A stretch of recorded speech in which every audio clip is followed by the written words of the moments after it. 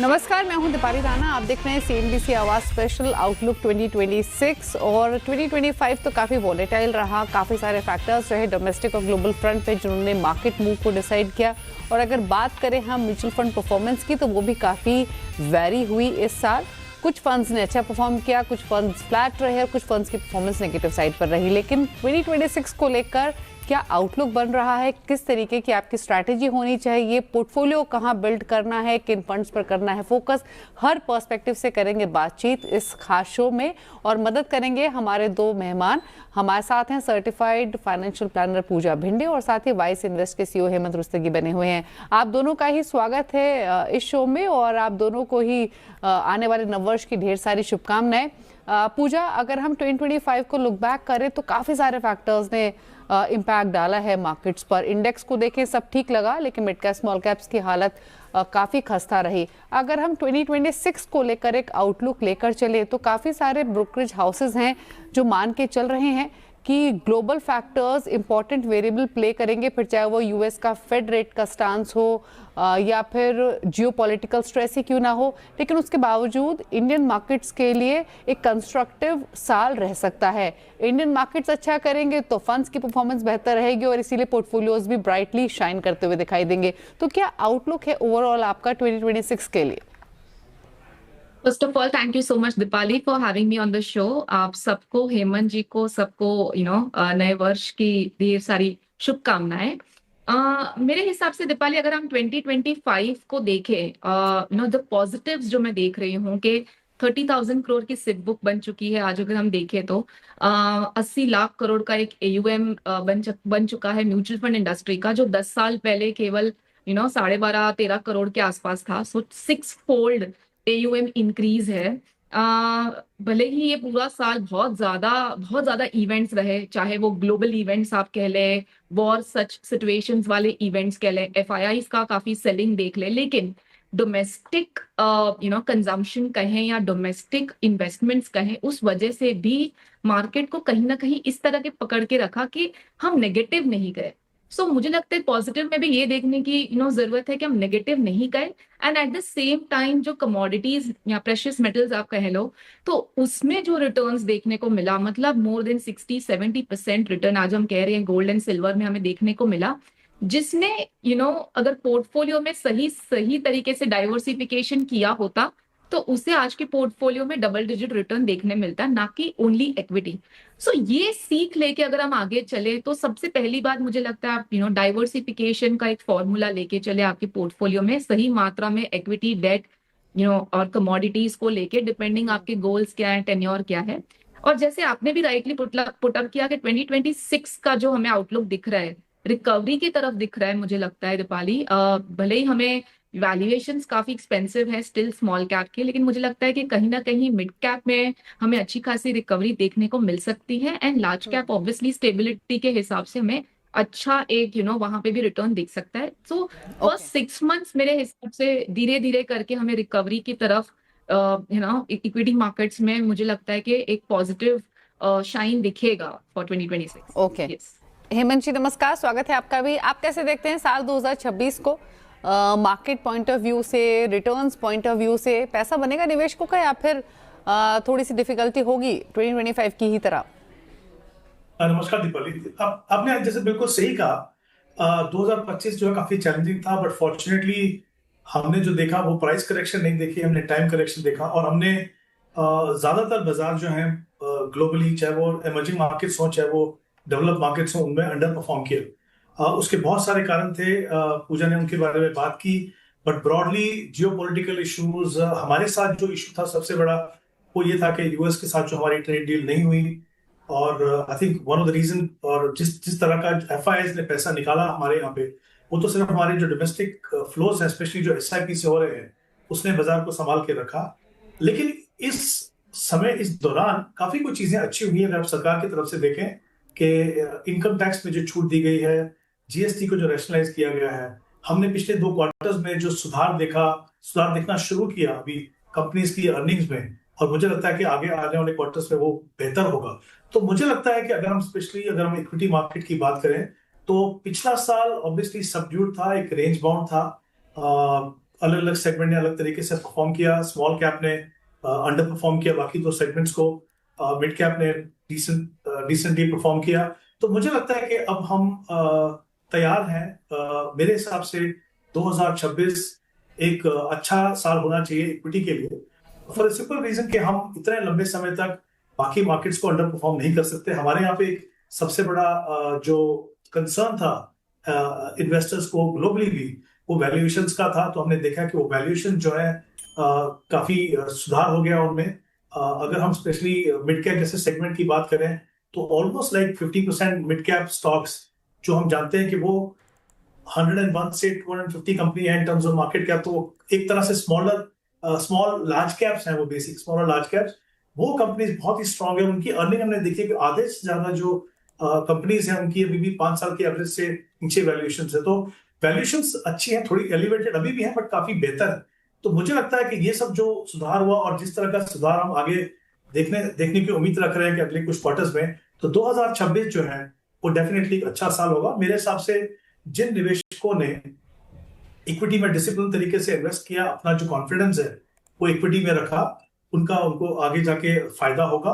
और जो निवेशक अभी इन्वेस्ट करना चाहते हैं, देखिए मार्केट मूड हमेशा हमारी थॉट प्रोसेस को थोड़ा इम्पेक्ट तो करता ही है, लेकिन एज एन इन्वेस्टर हमेशा हमें अपनी रिस्क प्रोफाइल, अपने टाइम होराइजन पे ध्यान रखना है, अपने गोल्स के ऊपर ध्यान रखना है। अगर हम एक सिंपल फॉर्मूला एसेट एलोकेशन जो हम बोलते हैं अक्रॉस डिफरेंट एसेट क्लासेस, क्योंकि उससे हमें डाइवर्सिफिकेशन मिलता है, रिस्क हमारे रिस्क प्रोफाइल के हिसाब से बनता है, उसको अगर फॉलो करते रहे तो डेफिनेटली मुझे लगता है ये अगला साल काफी बेहतर रहना चाहिए। तो स्पेशली जो आपके लॉन्ग टर्म गोल हैं, जहां पे आपने इक्विटी में इन्वेस्ट किया है, वहां पे मुझे लगता है कि अच्छे रिटर्न मिलेंगे। बट ऑफ कोर्स इंपॉर्टेंट ये भी है कि आपने किस तरह का पोर्टफोलियो बनाया है, कितनी एग्रेशन है उसके अंदर in terms of exposure to mid and small. तो ये कुछ चीजें हैं, मुझे लगता है ये अच्छा समय है उसको थोड़ा सा रीअलाइन करने के लिए। बट अदरवाइज मेरे हिसाब से 2026 जो है वो पिछले साल से कहीं बेहतर होना चाहिए। ओके, चलिए, तो 2026 रिटर्न्स के लिहाज से बेहतर रह सकता है 2025 से। 2025 ने तो काफ़ी इन्वेस्टर्स को काफ़ी स्ट्रेस दिया है एट टाइम्स, शायद वो स्ट्रेस आपका कम रहेगा 2026 में, ऐसा एक्सपेक्ट ज़्यादातर एक्सपर्ट्स कर रहे हैं। अच्छा पूजा, अब पोर्टफोलियो बिल्डिंग की बात करते हैं। अगर कोई पोर्टफोलियो कंस्ट्रक्ट करना चाहता है, आई एम श्योर हम एक साल के पोर्टफोलियो बिल्डिंग की बात करते नहीं है जब हम म्यूचुअल फंड्स की बात करते हैं, लॉन्ग टर्म होराइजन की बात करते हैं, बट अगर पोर्टफोलियो कंस्ट्रक्शन या पोर्टफोलियो रीअलाइनमेंट कोई करता है तो क्या स्टांस रहना चाहिए लार्ज मिड स्मॉल कैप के बीच में? क्योंकि 2025 के दौरान, पूरे साल के दौरान, इनफैक्ट हमने फंड मैनेजर्स से बात की हो या फाइनेंशियल एक्सपर्ट से बातचीत की हो, एक चीज़ बिल्कुल क्लियर थी, फंड मैनेजर्स अपने पोर्टफोलियोज में लार्ज कैप्स की तरफ झुकाव ज़्यादा रख रहे थे, और जो फाइनेंशियल प्लानर्स हैं उनका कहना भी यही था कि लार्ज कैप फंड्स का एक्सपोजर ज़्यादा रखें, मिड कैप स्मॉल कैप में अपने टोटल अमाउंट अलॉट जो कर रहे हैं इन्वेस्टर्स उसका पोर्शन कम रखें। क्या इसी थीम के साथ 2026 में भी आगे बढ़ना पड़ेगा या फिर मिड कैप स्मॉल कैप का रोल ज़्यादा रह सकता है? जी बिल्कुल, ये बहुत ही अच्छा सवाल है दीपाली, क्योंकि टाइम एंड अगेन हम जब रिटर्न्स का कंपैरिजन देखते हैं amongst large mid and small and at the same time risk देखते हैं, तो कहीं ना कहीं जब इस तरीके का साल जाता है ना, जैसे 2025 में हमने रिटर्न्स देखे मिड एंड स्मॉल कैप में अप्रोक्सीमेटली -6% पे था, जबकि लार्ज कैप में आपको वो स्टेबिलिटी दिख गई, तो काफी लोग पैनिक पे चले गए। लेकिन अगर आप एक साल पहले जाएं, लाइक 2024 के आसपास का जो रिटर्न्स देखें, तो मिड एंड स्मॉल कैप में अच्छा खासा रिटर्न देखने मिले था। एंड उस टाइम पे काफी लोगों ने इनफैक्ट सेक्टोरल और स्मॉल कैप बेट ले रखी थी। मेरे हिसाब से कहीं ना कहीं स्मॉल कैप्स या मिड कैप्स अगर आप प्लान भी कर रहे हैं ना, आपको टाइम होराइजन देख के प्लान करना है कि किस तरीके का टाइम होराइजन है।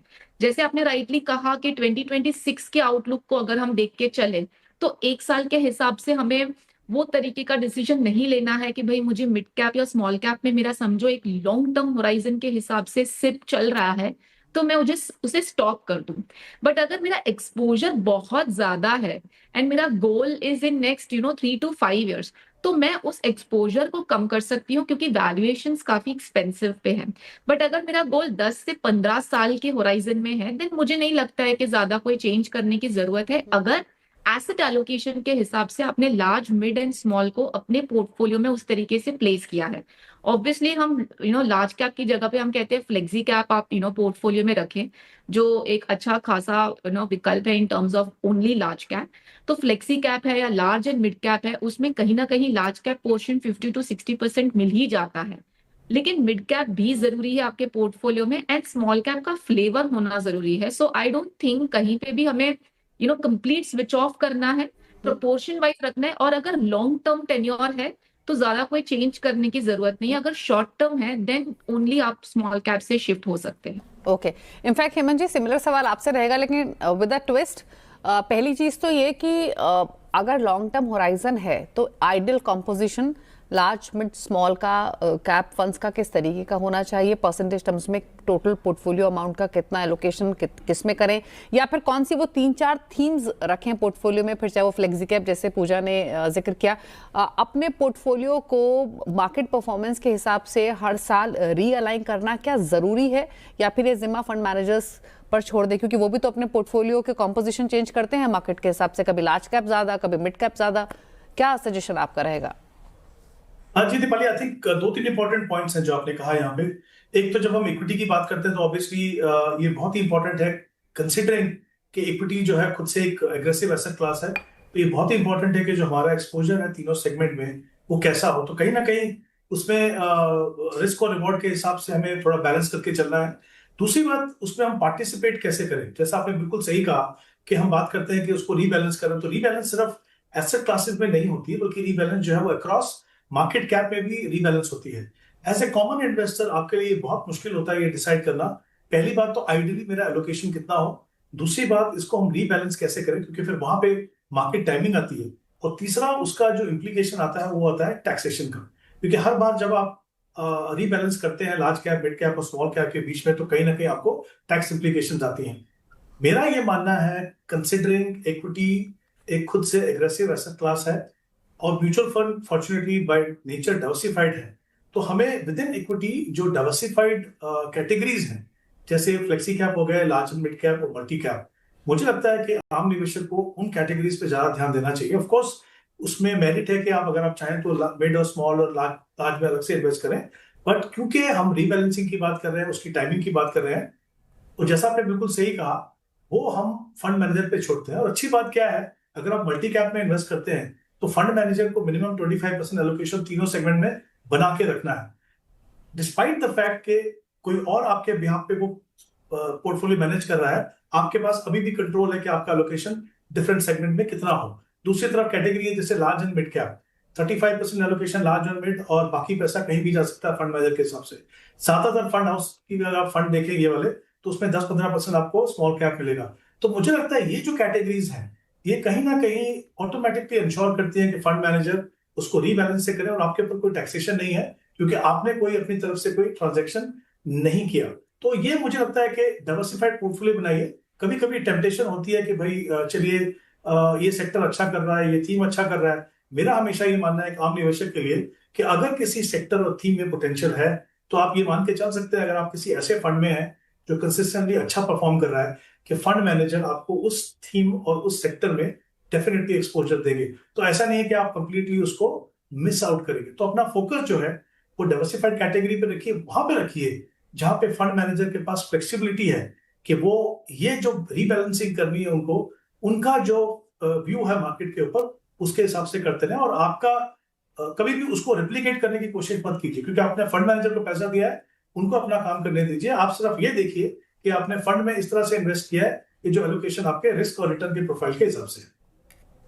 ओके, ठीक है। तो चलिए, क्या स्ट्रैटेजी होनी चाहिए पोर्टफोलियो बिल्डिंग की, मार्केट कैसा लग रहा है, किस तरीके की परफॉर्मेंस एक्सपेक्ट करें, इस पर बातचीत हुई। फटाफट से एक ब्रेक के लिए रुक रहे हैं, ब्रेक के उस पर कुछ और इम्पोर्टेंट पॉइंट्स पर हमारे एक्सपर्ट्स की राय लेंगे। मोस्ट इंपॉर्टेंट उनके टॉप 4 फंड्स तो जानेंगे ही, यानी पूजा और हेमंत जी की चॉइस के हिसाब से कैसा पोर्टफोलियो आप बिल्डअप कर सकते हैं, इस पर भी करेंगे बातचीत। फिर वापस आते हैं।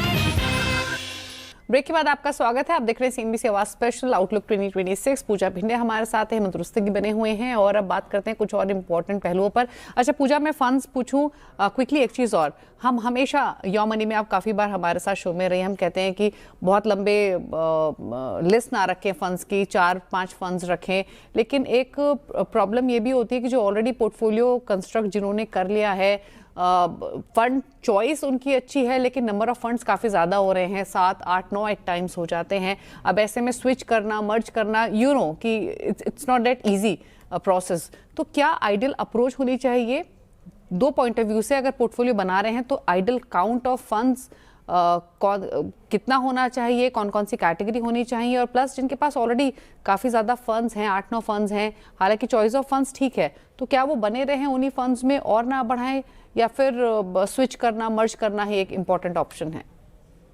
जी बिल्कुल, देखिए दीपाली, नॉर्मली हम कहते हैं कि 5 फंड्स काफी है आपके पोर्टफोलियो में, 4 या 5 मैक्स टू मैक्स, क्योंकि बहुत ज्यादा फंड्स मतलब बहुत ज्यादा एक्सपोजर।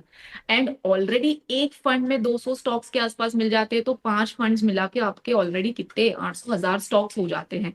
इतना ज्यादा भी एक्सपोजर करके उसको वो पोर्टफोलियो को इतना बड़ा करने की कोई जरूरत नहीं है। कैटेगरी के हिसाब से मैं कह दूं तो फ्लेक्सी कैप कैटेगरी आप डाल सकते हैं। जैसे हेमंत जी ने भी कहा कि मल्टी कैप कैटेगरी है जिसमें रेस्ट्रिक्टेड है मिनिमम 25% इन ईच कैप, लेकिन फ्लेक्सी कैप एक ऐसी कैटेगरी है जिसमें परसेंटेज कंस्ट्रेंट नहीं आ जाता है, but at the same time fund manager को प्ले करने का एक अच्छा मौका मिल जाता है अमंगस्ट मार्केट कैप। सो फ्लेक्सी कैप मेरे हिसाब से पोर्टफोलियो में डेफिनेटली होना चाहिए। मल्टी कैप होना चाहिए अगर आपको कॉन्सेंट्रेटेड मिड एंड स्मॉल नहीं चाहिए। जैसे मैं कहूंगी, अगर एक्सपीरियंस्ड इन्वेस्टर नहीं है और eight the same time new investor है, तो आप मल्टी कैप का चुनाव कर सकते हैं क्योंकि आपको तीनों कैप का एक्सपोजर मिल गया। तीसरा आप कर सकते हैं एक प्योर मिड कैप, या तो फिर large and mid cap. Large and mid cap में आपको दोनों मिनिमम 35% के आसपास का एक्सपोजर है, एंड ऊपर जो फंड मैनेजर चाहता है वो, एंड उसमें मिड कैप भी उतना ही ज्यादा आपको वहां पे एक्सपोजर मिल जाता है। सो लार्ज एंड मिड हो गया, फ्लेक्सी हो गया, मल्टी हो गया। अब चौथा जो है, कहीं ना कहीं मुझे ऐसे लगता है कि आज के टाइम के हिसाब से देखें तो मुझे तो मल्टी एसेट भी एक अच्छा ऑप्शन लगता है, क्योंकि उसमें आपको equity, debt, international equity, REITs and at the same time commodities भी आ गया। मतलब अगर हम पिछला 1 साल देखें ना दीपाली, तो जितना सिंगल डिजिट हमें निफ्टी ने दिया है, लेकिन सामने अगर आपके पास एक मल्टी एसेट फंड रहा है, तो because of the commodities and because of the international exposure आपको वहां पे डबल डिजिट रिटर्न्स देखने को मिले। सो मुझे लगता है इंटरनेशनल एक्सपोजर होना चाहिए पोर्टफोलियो में, वो ध्यान में रखना है। कुछ ऐसे फोकस्ड फंड्स है या फ्लेक्सी कैप फंड्स है जिसमें ये है। फिर कमोडिटी वाला पोर्शन होना चाहिए जो मल्टी एसेट है, एंड बाकी जैसे मैंने कहा लार्ज मिड स्मॉल का एक एक्सपोजर। जो दूसरा सवाल आपने किया कि अगर समझो बहुत ज्यादा फंड्स हैं और काफी सारे फंड्स अच्छे हैं, तो मुझे लगता है कि आपको कंसोलिडेट करने की जरूरत है, क्योंकि क्या होता है, काफी टाइम हमें लगता है कि हमारे जी। पोर्टफोलियो में फंड है, लेकिन अभी टॉप 4 फंड्स कोई और है, तो काफी लोग वो फंड्स भी ले लेते हैं। लेकिन ये देखने की जरूरत है कि आपके कौन से फंड्स हैं, उसने किस तरीके से प्रदर्शन दिया। अगर उसमें अभी रिटर्न नहीं दिए और हम जो कह रहे हैं उसमें रिटर्न दिए, तो आप जब ये लेंगे तब पता चलेगा कि जो ऑलरेडी एग्जिस्टिंग फंड्स है उसके रिटर्न्स आने बाकी हैं। सो समझने की जरूरत है। और इस चीज में ना मुझे लगता है दीपाली, एक आपके साथ कोई एक्सपर्ट की अगर आप सलाह ले जो आपके पोर्टफोलियो को ठीक तरीके से समझ सकता है कि आपके गोल्स कितने दूर है, तो वो बहुत जरूरी है। लेकिन 10-15 फंड्स तो मुझे लगता है आपको उस टाइम पे तो कॉल लेना बहुत जरूरी है। क्या होता है, काफी सेक्टोरल फंड्स का कॉल लेते हैं कि भाई अभी डिफेंस अच्छा है, कंजम्पशन अच्छा है, सो आप एक सेक्टर लें जो आपको लगता है प्रॉमिसिंग है फॉर नेक्स्ट 5 इयर्स। लेकिन हमारे पास ओके। ऐसे भी फंड्स हैं दीपाली जो एक साथ फंड मैनेजर सिर्फ सेक्टोरल्स या पर्टिकुलर थीम्स को टारगेट करते हैं। सो एंड जैसे हेमंत जी ने भी कहा कि अगर आपको लग रहा है ये सेक्टर है, तो आपके फंड मैनेजर को तो ये कॉल पहले से समझ में आ गया है, तो उन्होंने भी आपके पोर्टफोलियो में रखा है। So with proper tool and understanding and expert opinion, ये देखिए कि 5 फंड्स अगर रख रहे हैं और ऑलमोस्ट सब कुछ एक्सपोजर कवर्ड है with asset allocation and market cap, तो इससे ज्यादा फंड्स ना रखें, प्लीज कंसोलिडेट कर दें। टैक्सेशन को समझते हुए एसआईपी स्टॉप कर दें। फंड में से पैसा किस तरीके से कब निकलना है उसकी सलाह लेके बैठ के प्रॉपर डिसीजन। ओके, चलिए हेमंत जी, एक सवाल आपसे भी सिमिलर टॉपिक पर संक्षेप में। पहला तो ये कि कोई अगर पोर्टफोलियो बना रहा है 4-5 फंड्स शामिल करने का बैंडविड्थ नहीं है, सिर्फ 1 या 2 फंड्स का शुरुआत कर रहा है, तो आपकी रिकमेंडेशन कौन सी वो 1 या 2 कैटेगरीज की रहेंगी जिसका शुरुआत कर सकते हैं? दूसरा ये कि अगर पोर्टफोलियो कंस्ट्रक्शन 4-5 फंड्स के हिसाब से भी करना हो तो आपकी टॉप फंड चॉइसेस फॉर 2026 क्या रहेंगी? जी दीपाली, जैसे मैंने पहले भी कहा कि पहले तो ये डिसाइड करना बहुत इंपॉर्टेंट है कि आपका एक्सपोजर इक्विटी में कैसे हो, फिर एक डिसिप्लिन अप्रोच बनाएंगे, लॉन्ग टर्म का व्यू लेंगे और फिर ये डिसाइड करना कि किस तरह के फंड आपके पोर्टफोलियो में। जैसे मैंने पहले भी कहा, मेरा ये मानना है कि किसी भी निवेशक को काफी समय तक अपना जो फोकस है वो डाइवर्सिफाइड कैटेगरीज पे रखना चाहिए। अगर आप एक नए निवेशक हैं, मान लीजिए अभी इन्वेस्ट करना चाहते हैं, तो मैं कभी ये नहीं कहता कि आप एक ही सेगमेंट में जाइए, लार्ज कैप में, आप मिड कैप स्मॉल को मत देखिए। उसका कारण ये है कि ये जो समय है आपका जब आप शुरुआत कर रहे हो, वो आपको इक्विटी को भी समझना है, आपके जो डिफरेंट मार्केट सेगमेंट है वो कैसे बिहेव करते हैं उसको भी, और उसका इम्पैक्ट आपके पोर्टफोलियो पे कैसा आता है उसको भी समझना जरूरी है। तो आप उन सेगमेंट से दूर नहीं रहेंगे। उसमें एक्सपोजर लेने के लिए डेफिनेटली मैं नहीं कहूंगा कि आप सीधा मिड और स्मॉल कैप फंड में जाएं। वहां पे जैसे मैंने पहले भी कहा, 2 कैटेगरी या 3 कैटेगरी जो है मुझे काफी अच्छी लगती है। मल्टी कैप, तीनों सेगमेंट में आपको एक्सपोजर मिलेगा, लार्ज एंड मिड में भी तीनों सेगमेंट का एक्सपोजर मिलेगा आपको। और फ्लेक्सी कैप में जाएंगे तो प्राइमरीली आप देखिए ज्यादातर फंड में ज्यादा पैसा जो है वो लार्ज कैप में जाता है। तो ये कुछ कैटेगरीज है, मुझे लगता है 2 या 3 फंड से आप अपनी इन्वेस्टमेंट को शुरुआत कर सकते हैं। अगर ज्यादा फंड हो गए, जैसे हमने पहले बात की, ऑब्वियसली आपको ये देखना होगा कि कौन से फंड कंसिस्टेंटली अच्छा परफॉर्म नहीं कर रहे हैं, किस फंड में ओवरलैप है, और फिर उनको आप कम कर दीजिए। जहां तक फंड चुनने का सवाल है, इस समय पे जैसे मैंने कहा ये 3-4 कैटेगरी मुझे बहुत अच्छी लगती है। तो मेरे हिसाब से फ्लेक्सी कैप अगर आप देख रहे हैं तो HDFC फ्लेक्सी कैप फंड बहुत लंबा उसका ट्रैक रिकॉर्ड है, उसको आप देख सकते हैं। मल्टी कैप में कोटक मल्टी कैप, और लार्ज एंड मिड कैटेगरी में बंधन लार्ज एंड मिड कैप, और मिड कैप कैटेगरी में इन्वेस्को मिड कैप। मुझे लगता है ये 4 फंड, चाहे आप नए निवेशक हो, चाहे आप एक्सपीरियंस इन्वेस्टर हो, अगर आप इस समय पे कुछ इन्वेस्टमेंट करने की सोच रहे हैं तो ये कुछ फंड्स हैं जो मुझे लगता है इन terms of quality, in terms of potential of return आप कंसिडर कर सकते हैं। ओके, तो ये तो हेमंत जी ने अपने फंड्स बताए जो पसंद है उनको। अब पूजा से ही पूछ लेते हैं। पूजा, आपने कौन से टॉप 4 या 5 फंड्स आइडेंटिफाई किए हैं और उन फंड्स के पीछे इन्वेस्टमेंट राशनाले क्या है आपका? जी बिल्कुल दीपाली, मुझे भी लगता है कि कहीं ना कहीं नए निवेशक हैं या अगर आप एसआईपी शुरू करना चाहते हैं तो उसको एक मल्टी कैप से शुरुआत कर सकते हैं, जिसमें आपको तीनों मार्केट कैप मिल सकता है, जिसमें मेरी पसंद रहेगी निप्पॉन इंडिया मल्टी कैप। अच्छा खासा ट्रैक रिकॉर्ड रहा है एंड तीनों ही मार्केट कैप्स को अच्छी तरीके से डाइवर्सिफाई किया है। 50,000 करोड़ का AUM बन चुका है।